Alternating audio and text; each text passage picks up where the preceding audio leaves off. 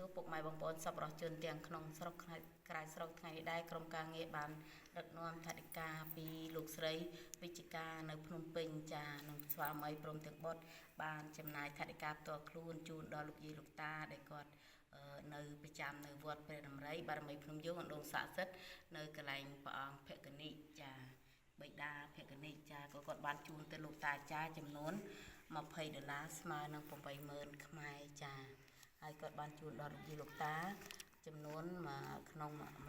អ្នក10000រៀលចាស្មើនឹង40000ចាសូមគ្រប់បងស្រីជាម្ចាស់ទាននិងក្រុមគ្រួសារជូនដល់លោកយាយលោកតាជាមួយនាងខ្ញុំចាសូមគ្រប់អញ្ជើញ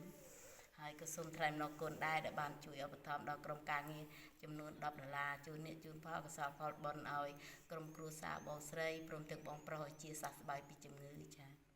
សូមគ្រប់អញ្ជើញជូនដល់លោកយាយលោកតាចាទទួលទៅ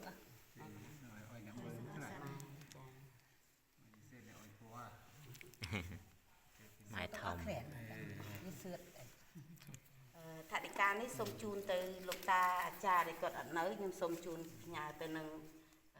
លោកយាយ80000ចា80000ទុកជូនដល់លោកតាគាត់អញ្ជើញមកវត្តជូនទៅដល់គាត់សាធុណានាងមេត្តាជាខ្លាចជូនបច្ច័យ4អស់យាយ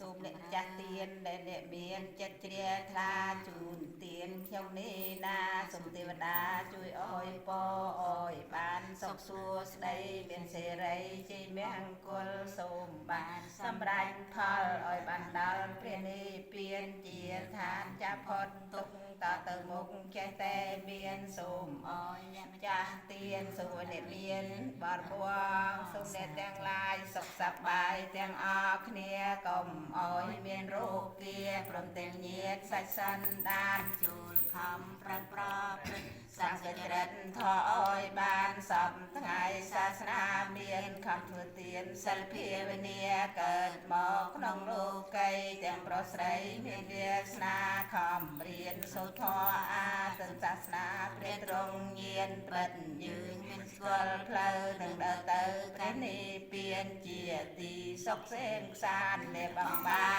នចាមុនទៅសូមសុខចម្រើនសូមអោយកូនចៅដែលមានសទ្ធាជ្រះថ្លានេះក៏សូមអោយជារូបគាសភាធិទាំងបំបត្តិបោវាសជាចេញឆ្ងាយដូចសេចក្តីប្រាថ្នាណាកូនបានសម្រេចសាធុ